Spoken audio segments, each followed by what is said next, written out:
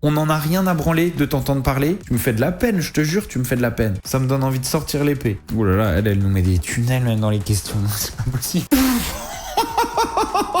Toi, t'es la seule fille dont je remarque les yeux. Mais c'est qui ce golemon? Enfin, les gars, je suis blindé, j'ai pas envie de te le dire. On peut pas se la voir. C'est gerbant. Merde, je suis pas le seul, putain. Et j'ose espérer que c'est du sarcasme, parce que sinon, mais je suis choqué. C'est un gigantesque mytho. Oh, ce qu'on va se mettre.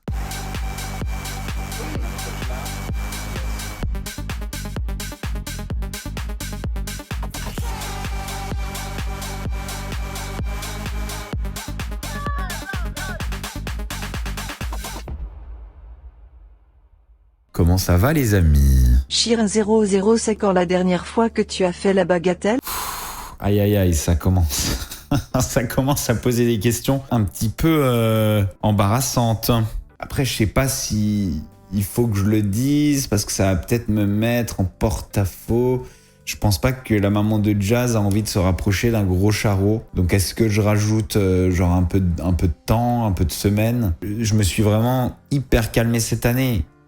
Mais à côté de ça, c'est une question qui est posée grâce aux beats et je ne peux pas tricher. Donc la dernière fois que j'ai fait la bagatelle, c'était attendez, hier soir.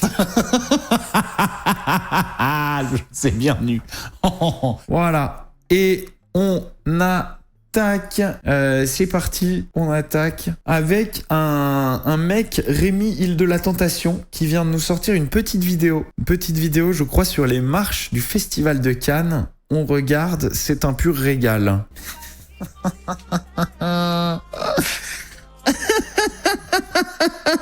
Faux flash. Marche du Festival de Cannes fermée. Il y a encore les barrières. Costume Zara, voire Shein. Les mecs de l'Île de la Tentation de cette année, il y a du level hein, en termes de haute cassosserie. Qu'est-ce que tu fais Rémi? Tu t'affiches. Chaussures, on les avait pas vues. Agent immobilier du sud de la France, bout pointu. Le pantalon est taillé exactement pareil. Voilà, c'est l'agent immobilier du sud de la France. Nickel. Bravo, félicitations. Bien les schmouves. Ça va ou quoi? On ne peut qu'imaginer la honte internationale d'être en train de le faire avec des gens qui regardent, quoi. Non mais attendez, c'est lui qui était avec Constance? Pourquoi tu dis il veut récup Constance? Ah, c'était sa tentatrice? C'était sa tentatrice. Énorme. Ils se sont pécho ou pas? Ah, il a craqué. Ils se sont ken carrément? Ils ont ken? Ah, ils ont ken carrément. Partie de jambes en l'air. Non, c'est pas vrai. Oh, ils ont succombé. Oh là là. Oh, putain, moi, Constance, il faudrait qu'elle y aille pour me détourner de quoi que ce soit. Hein. Elle peut même pas me détourner d'une soupe de fenouil. J'ai essayé de trouver un truc vraiment pas bon, mais je vois pas de quoi elle peut me détourner en fait. Ah, la baronne, sujet sensible. Une vidéo certainement ancienne vient de refaire surface. Je sais pas si elle est ancienne ou si elle est nouvelle. Qu'est-ce que c'est que cette histoire? Quoi de toi? Plutôt moi Plus tard, qui se souviennent de quoi? j'aimerais qu'ils se disent un jour j'espère me marier et avoir des beaux enfants et quand ça sera le cas j'espère qu'ils retiendront ça de moi en disant putain ce mec il a vraiment profité dans sa vie. Il a profité de la vie, bah oui. Vraiment profité et au final il a réussi à construire une famille et être fidèle. Dites-moi que c'était avant qu'elle fasse de la télé. Non. Ah franchement, fais comme Non, mais elle toi. enlève sa robe Sauf carrément. encore une fois que c'est chez moi. Ah non vas-y. Elle enlève carrément sa robe. Non, c'est pas vrai. Oh lolo, qu'est-ce que... Détente, exactement. Et tu conseillerais quoi à des gens aujourd'hui qui ont envie de se lancer sur les réseaux, sur la télé, etc. Commencer par un bad buzz. Ah, C'est pas un bad buzz. ça fonctionne. Ça fonctionne les bad buzz? Ça fonctionne. Comment survivre d'une dépression? C'est quoi les conseils que t'as pour survivre d'une Le dépression travail, d'un bad buzz? Mais qu'est-ce que... Il n'y a pas de secret. Le travail.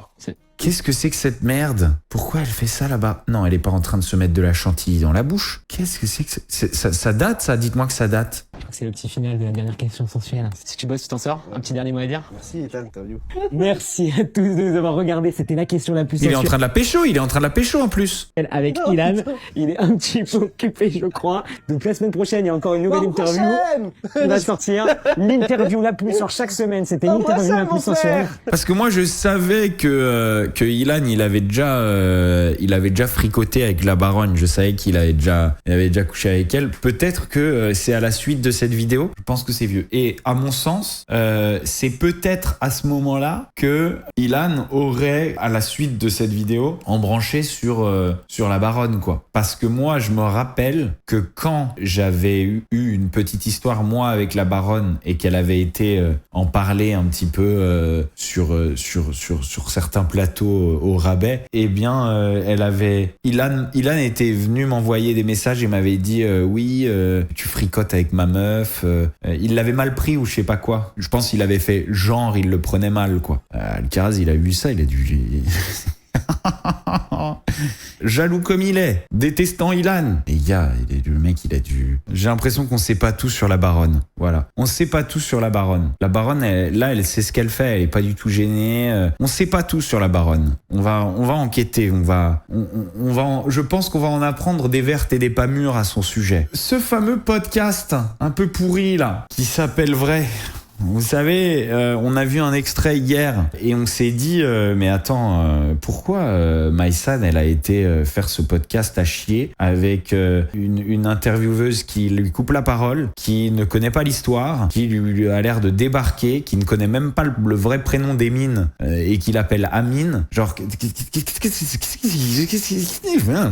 eh bien, moi j'ai émis l'hypothèse que en fait ça ferait partie d'un package que Maïsan devait faire cette interview si elle faisait, je sais pas, Les Anges ou je sais pas quelle émission. Et je me suis dit, c'est pas possible que Gesta, elle ait mis tout ça en place. Eh bien, il s'avère que on a eu l'info. Voilà, le podcast est produit par Endemol France. Point final. Ça faisait bien partie d'un deal parce qu'en fait, c'est n'importe quoi. Maïsan n'a aucun intérêt à se retrouver sur ce plateau, à ne pas raconter son histoire elle-même. Je veux dire, c'était comme un cheveu sur la soupe. Et d'ailleurs, vous aurez pas de doute sur le fait que, bien sûr, on n'y apprend rien du tout. Ça n'a aucun sens. La seule raison pour laquelle elle est là, c'est parce que ça fait partie du deal de faire une émission. En fait, tout simplement, les productions des émissions de télé-réalité qui tentent de ne plus dépendre youtubeurs, de streamers, de journalistes, etc.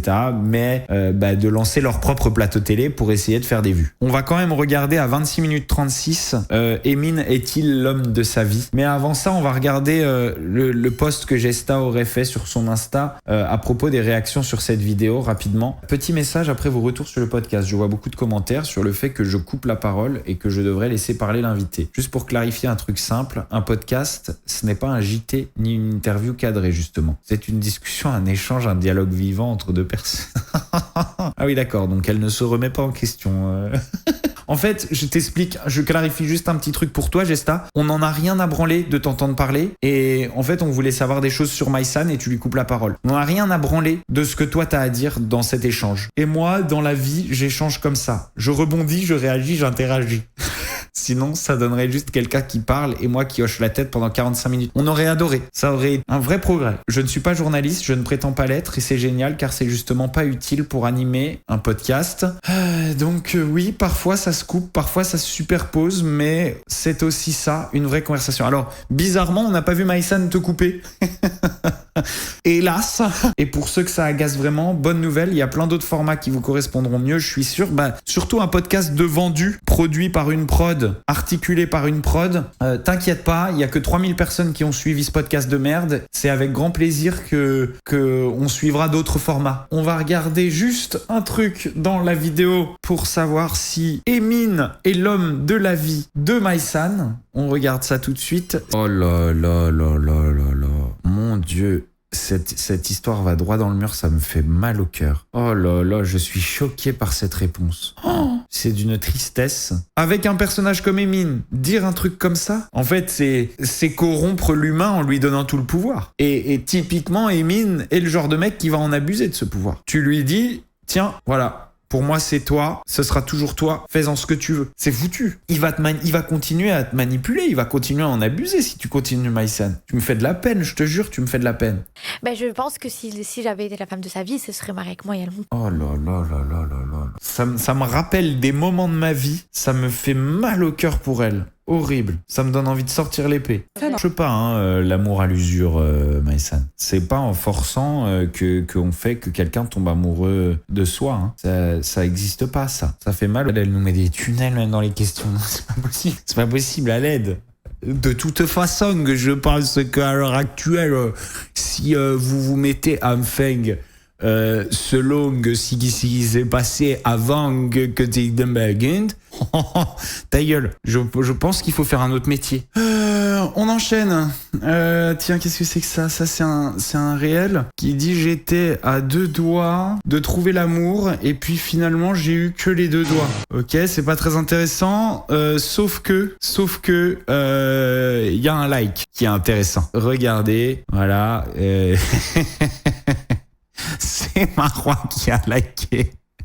C'est notre Marouane national qui a dû même peut-être avoir plus que 2 doigts des fois, vu l'intérêt affiché de son ex-compagnon pour le trou de balle. Voilà. Ça c'est bon, j'ai que cette vidéo, j'ai pas une super vidéo à React, mais ça va faire le taf. C'est la manière dont je crois qu'il s'appelle Tino de l'île de la Tentation a été confronté à son ex sur le fait d'avoir glissé, sur le fait d'avoir fauté pendant l'île de la Tentation. Regardez. C'est jouissif. Bah, c'était un peu je sais pas, j'ai pas envie de trouver les mots, mais on va faire des bêtises. Ça commence à aller loin, mais on s'en est pas servi. On s'en est pas servi. Ça va être chiant parce qu'il y a quelqu'un qui filme et qui parle dedans, donc on n'entend pas bien. Et le mec essaye de se dépatouiller de la faute qu'il a fait, de quand il s'est fait pépon par une tentatrice. On n'est pas allé plus loin, J'étais allé faire quoi quand vous êtes ressortis des toilettes? Ça faisait 20 minutes dans les toilettes. Ouais, non mais attends, déjà le couloir il était long. Non. T'es resté 20 minutes dans les toilettes. Ouais, mais le couloir, il était long quand même. T'enlèves au moins 2 minutes de couloir. Oh là là. Alors ça, c'est magnifique. Ça, c'est magnifique. Comment il peut ne pas exploser de rire en disant ça? On est sorti des toilettes. Donc elle a baissé le pantalon, On s'est dit, on va pas plus loin. Il a fait l'hélicoptère. Ça marche, toi et moi, je vais te dire un truc, ça ne marchera jamais. Parce que tu n'assumes rien. Voilà. Déjà, ce qui est trop, Tino, c'est que t'es allé dans les toilettes avec cette fille, que tu l'as embrassée, que tu l'as regardée avec des yeux comme je ne sais quoi en train de la regarder. Ah, donc elle le croit vraiment que l'autre l'a pas pépon. Je vous rappelle quand même que la tentatrice, elle est sortie, elle a fait comme ça. Elle s'est essuyé la bouche, genre. Elle est en train de bouger ses fesses sur le comptoir. Et toi, t'es la seule fille dans qui j'ai, tu vois, je remarque les yeux, par exemple, ben avant les fesses, comme tu dis.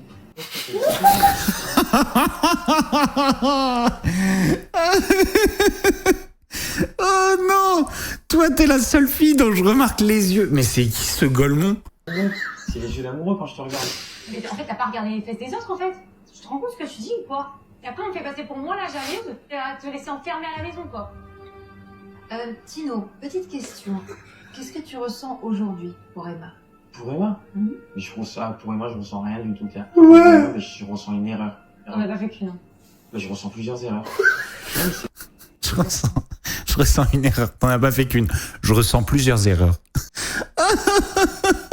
Le génie! Mon Dieu! Lui, il faut lui faire de la télé-réalité. Hein. Lui, il a un grand avenir devant lui. C'est exactement le genre de cassos qu'on a envie de voir évoluer dans une télé-réalité. Ramenez-nous la vraie télé-réalité de Tino. Ah ouais, non, ça c'est trop puissant. Sokaina, qu'est-ce qu'elle nous raconte? 341 000 likes sur cette vidéo. 341 000 likes. Là, c'est énorme. J'ai jamais raconté ma vie. Parce que je déteste qu'on me gâche mon délire et qu'on me dise qu'en gros ce que je dis c'est insensé. Vous savez, depuis que je suis petite, un rêve que quelque chose pousse à l'intérieur de la main.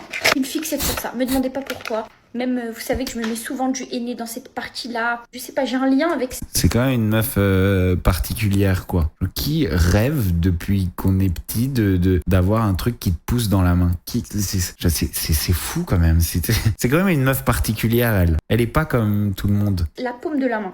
Et en fait, depuis petite, j'ai toujours demandé à Dieu de me faire pousser quelque chose dans la main. Et ma mère, elle me disait, arrête avec ça et tout, c'est n'importe quoi, arrête avec ça. Et ensuite, j'ai vu toutes les personnes qui ont de l'eczéma dans la main. Et après, j'ai dit à ma mère, mais je veux pas un truc insensé, j'ai pas envie d'un arbre ici, même si ça me ferait plaisir d'avoir un petit arbre là. Je veux juste un petit truc à gratouiller au lieu du henné, parce que vous voyez bien que je me mets tout le temps du henné. Juste peut-être un petit poil, un petit quelque chose, genre qui serait pas insensé.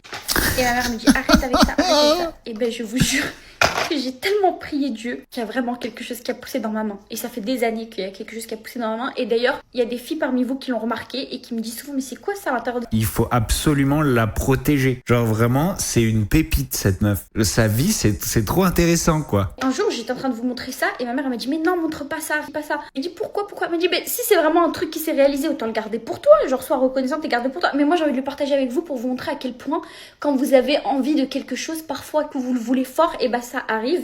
Même si peut-être pour vous, ça n'a pas de sens. Genre, qu'est-ce qui lui pousse dans la main? Un poil? Quelque chose démuni de sens, mais c'est comme Elle ça. a un poil dans la main? Moi, j'ai envie d'un petit truc là. Donc, quelque chose a vraiment poussé. Bon, là, j'ai dû hainer, donc vous allez pas bien le voir. C'est une verrue. Oh, pas génial. Oh, pas génial, t'as une verrue. Félicitations. Félicitations. C'est un rêve qui se réalise, quoi. On est vraiment content pour toi. Tu sais que la plupart des gens passent leur temps à essayer de les enlever, les verrues. Et toi, c'est un cadeau de Dieu pour toi. Bon, après, j'avoue que j'aurais voulu qu'elle soit au centre. Elle est pas exactement bien placée. Genre, vraiment, j'aurais été comblé si elle était au centre. Mais bon, c'est déjà bien, je vais pas me plaindre. Je suis quand même, je suis verni. Je vais pas, merci mon Dieu. Trop forte, j'adore. Un génie naturel. Un diamant brut. Rappelez-vous, on parlait tout à l'heure de Maïsan et Emin, rappelez-vous, ça se passait dans la bataille des clans, émission que j'avais fait. C'est comme ça que ça a commencé un petit peu l'histoire Maïsan et Emin. Mais souvent, quand on regarde la manière dont les histoires d'amour ont commencé, et ben finalement on comprend pourquoi elles ont fini comme elles ont fini. De me balancer devant tout le monde en cérémonie, des méchancetés pareilles, je trouve ça petit de sa part et il aurait dû réfléchir à 2 fois avant de m'embrasser. Je suis très surprise parce que c'est pas du tout le genre d'Emin d'embrasser une fille genre soudainement. Le fait qu'il l'ait fait, je me dis, c'est qu'il devait profondément l'apprécier. Mais à la fois, je comprends pas du tout pourquoi il a fait ça, sachant que avant de l'embrasser, il a vu de ses yeux qu'elle a embrassé 200 fois Alex. 300 fois. Ça ressemble pas du tout à Emin, ce genre de truc. Ce qui prouve que il faut que je m'occupe un peu plus de lui. Je l'ai peut-être laissé un peu en électron libre là. Je pense qu'il a un peu besoin que ça agrandisse. C'est énorme. J'adore comment Jazz, elle contrôle tout le monde. Il va falloir que je lui remonte les bretelles à ce petit connard parce que il est en train de nous filer entre les doigts. Elle dit ça comme ça. Genre, c'est même pas son petit à ce stade. C'est genre c'est son objet. Je tire un peu les oreilles.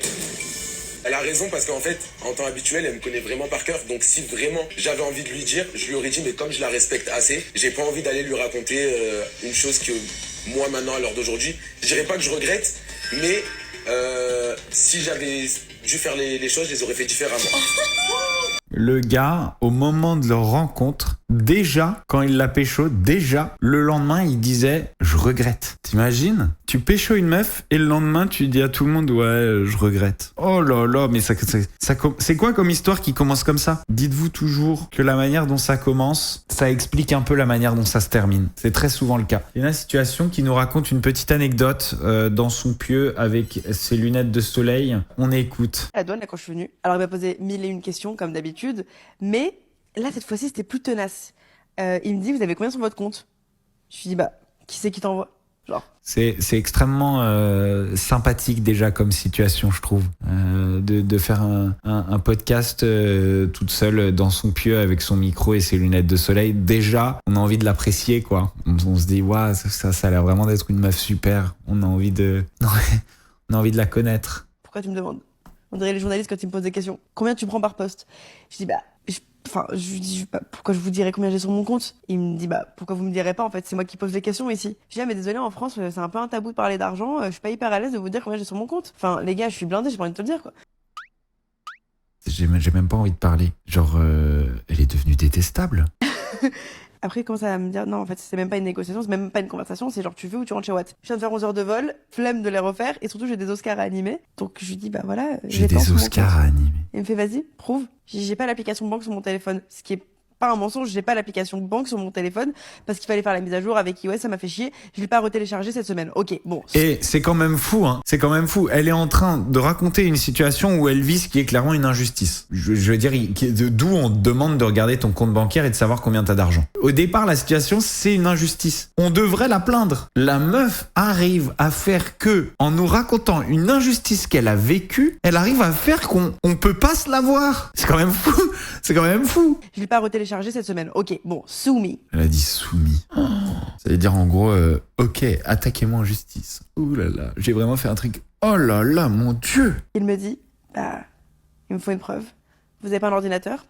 Donc, c'est la douane, hein, tu sais, c'est le truc où t'as fait genre 1001 heures de queue, qu'il y a genre 400 personnes qui te regardent et qui sont en mode, bon, allez, vas-y, avance, parce qu'on est tous en train d'attendre pour aller chercher nos valises qui sont en train de tourner sur le tapis. Je sors mon ordinateur, je m'accroupis, je tape mon mot de passe, je suis en mode, ah mais attendez, excusez-moi, I don't have any Wi-Fi, what's the Wi-Fi? Il me donne le passeport de la Wi-Fi. Ça prend une plombe et je lui montre mon compte en banque sur mon application et il est en mode, ok, bah c'est, pourquoi tu m'as fait chier, vas-y, c'est bon, tu peux rentrer dans le pays.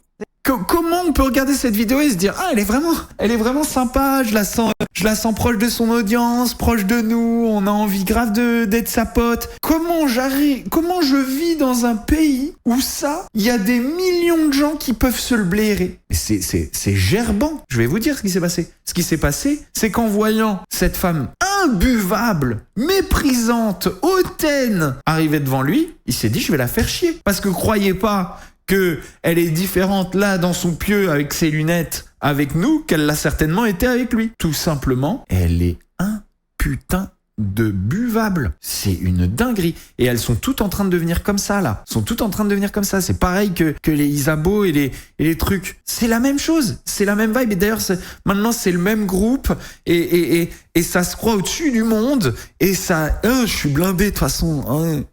Et oh là là, et ça dit la moitié des mots en anglais. Ok, soumis.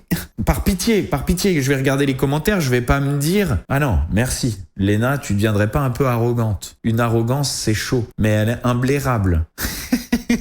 Celle-là, elle est pas mal. J'en ai eu les larmes aux yeux. Merci pour ton récit, ça m'a beaucoup touché.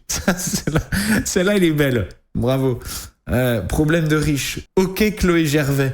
Tiens, il y a un petit parallèle qui s'est fait, ouais. On reste d'ailleurs dans le même sujet. Maya Adorable qui a réagi à l'histoire que j'ai racontée l'autre jour par rapport à Clara Berry, puisque, comme je vous l'avais dit, les deux qui se textaient, c'était Isabeau et Maya Adorable. Regardez. Répond à Bastos qui l'accuse d'avoir fait la peste sur le dos de son ami. Je vous raconte tout ça. Bon, si vous connaissez Bastos, vous savez que parmi la multitude d'influenceurs dont il parle dans ses lives, Isabeau de la Tour fait partie de ceux qu'il n'apprécie pas forcément. Et c'est justement dans son dernier live qui date du 14 avril. Vraiment pas forcément, ouais. 2026, qui, pour illustrer le comportement d'Isabeau, a raconté l'anecdote de Clara Berry, qui aurait été à un dîner d'influenceurs à côté de Maya Adorable, qui aurait été en train de discuter avec Isabeau par message, qui aurait critiqué Clara, et avec elle, ils auraient fait les pestes globalement par message. Et pas que Clara d'ailleurs, hein. Ça critiquait un peu tout le monde, hein, apparemment. Sur Isabeau, j'ai ma pote Clara Berry qui m'a appelé l'autre jour et qui me dit tu sais quoi, je suis tombé sur une vidéo où tu parlais d'Isabeau et je vois bien que tu l'aimes pas et tout, écoute-moi bien, je comprends pas pourquoi cette meuf continue à avoir une bonne réputation alors que t'as totalement raison sur elle.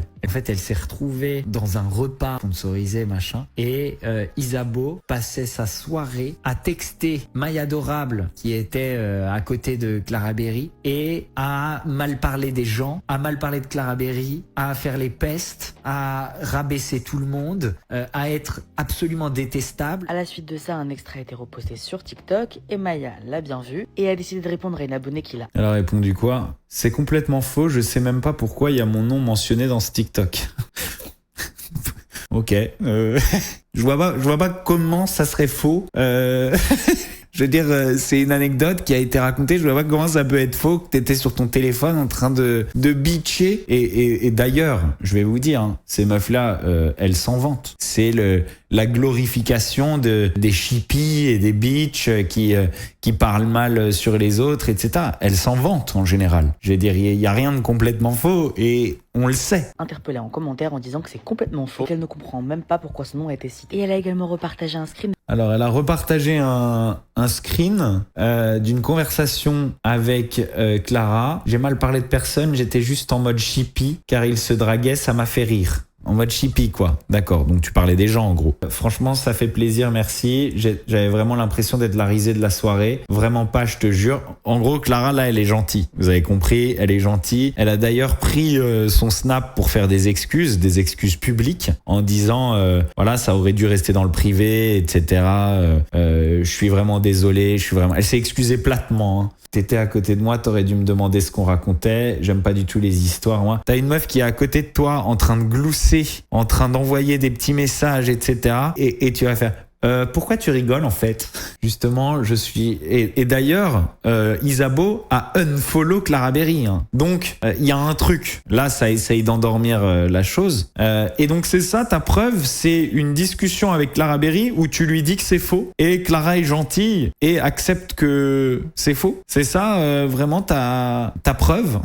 Parce que ça, c'est pas une preuve du tout. En tout cas, énorme embrouille en mode coup de téléphone, branle-bas de combat dans les agences, etc. C'est pas pour rien que Clara a dû faire des excuses. Branle-bas de combat, voilà, je l'ai su dans les agences, comme si c'était un truc immense. En gros, c'est juste 2 pestes dont personne ne doutait que c'était des pestes. 2 pestes qui ont été des pestes pendant un dîner. Il n'y a rien de fou là-dedans. C'est fou que Clara ait été obligée de s'excuser. C'est surtout ça. Pourquoi c'est Clara qui doit faire des excuses si Isabeau s'est mal comporté? Pourquoi on n'a pas vu une story de Isabeau qui dit oui, c'est vrai qu'on a été un peu des pestes pendant ce dîner et on est désolé. Pourquoi Isabeau, elle est toujours surprotégée? Pourquoi Isabeau, qui est pas tellement aimée, genre quand tu regardes dans les commentaires, c'est quand même rarement positif, etc. Pourquoi après se prendre un scandale énorme où elle perd 100 000 abonnés, pourquoi genre quelques mois plus tard, la meuf, elle a plus d'1 million d'abonnés, c'est remonté à une vitesse folle. Pourquoi? Qu'est-ce qui se passe? Je veux dire, c'est hyper dur aujourd'hui de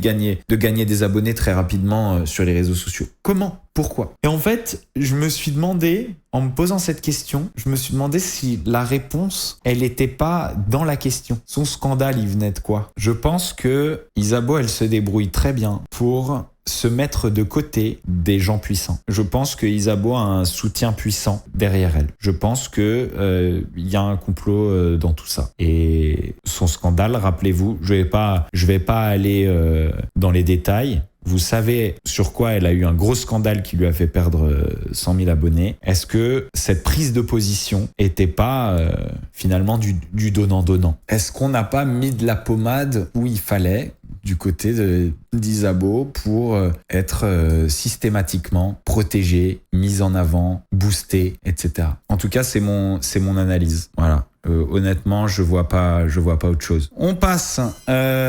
Mila annonce la fin de sa collaboration avec Snam. Et oui, il a fallu faire de la place pour Bastos chez Snam. Voilà. Annonce la fin de sa collaboration avec Snam, la marque de Maeva Genam. La brume Mila va disparaître. Pourtant, la brume fonctionnait très très bien, mais elle explique qu'elle arrête sa collaboration pour des raisons internes. Pourquoi la brume elle continue pas? Parce que j'ai décidé d'arrêter. J'ai décidé de mettre fin à ce projet pour des raisons internes. Voilà. Pourtant, Mila était à fond dans sa collaboration. Elle faisait la promo de la brume, mais comme jamais.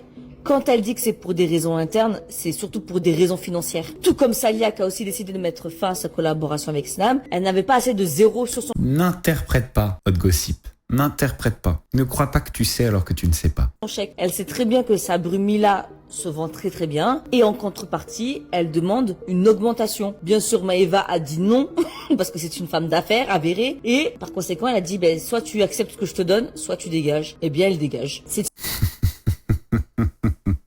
Moi, quand j'arrive dans une boîte, quand j'arrive dans un job, j'aime bien qu'on me déroule le tapis rouge et qu'on passe l'aspirateur. Voilà, on enlève la poussière du tapis. Voilà. Et bientôt, vous verrez certainement la brume Mila remplacée par la brume Bastos. Voilà, c'est comme ça. Alors tiens, ça c'est intéressant, une discussion entre le mec de Melanite et probablement un abonné. Regardez ce qu'il a répondu à ses abonnés, c'est assez choquant. Voilà, ça c'est le mec de Melanite et on lui a répondu venant d'un sioniste qui n'aime que l'argent, rien de surprenant. Et il a répondu oui, l'argent c'est important pour agrandir mon pays. Après le ménage qu'on effectue. Donc lui, son pays, c'est Israël, hein, j'imagine, dans sa tête. On parle d'un génocide que lui appelle un ménage.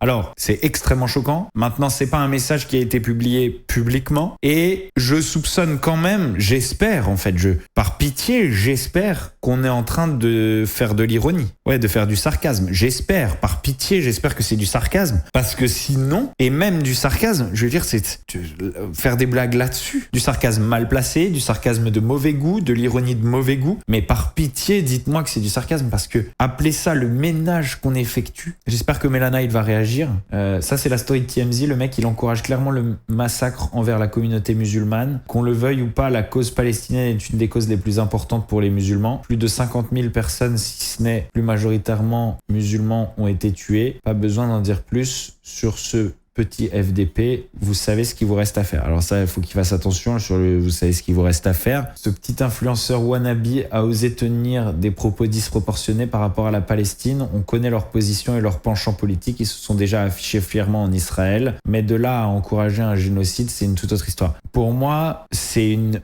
énorme sortie de route. Que ce soit de l'ironie ou pas. J'irai pas jusqu'à dire que on encourage le massacre des musulmans dans le monde entier. Là, il y a un peu d'incitation à la haine en réponse. Maintenant, ces propos sont à gerber. C'est à gerber, c'est de la folie. Et j'ose espérer que c'est du sarcasme, parce que sinon, mais je suis choqué. Mel qui a pris la parole après une longue absence sur les réseaux sociaux dernièrement. Elle va pas bien, hein, hélas. Donc aujourd'hui, ça fait un mois que ma mamie est partie. Et donc ce matin, j'ai pris la décision de faire endormir Mini. Donc, il est parti dans mes bras. Lui aussi. J'ai beaucoup de souffrance et de tristesse. Et j'essaie de gérer ça depuis que ma grand-mère est partie. Sauf que ça s'est aussi enchaîné avec mon chat que j'ai depuis plus de 15 ans, qui pour moi est mon enfant. Et de devoir prendre la décision de le faire partir, de revivre des moments qui ont été quand même similaires avec ma grand-mère, comme le fait d'essayer de le faire manger, de lui parler et de lui expliquer qu'il peut partir. Ça m'a remémoré aussi ce que j'ai vécu avec ma grand-mère. Je sais plus quoi faire pour soulager mon cœur. Je voulais absolument pas prendre la parole. Je l'ai pas fait pendant un mois parce que je me disais franchement, vous avez tous une vie compliquée aussi, des choses à gérer. Qu'est-ce que moi, je vais encore venir me plaindre et foutre de la mauvaise humeur sur les réseaux.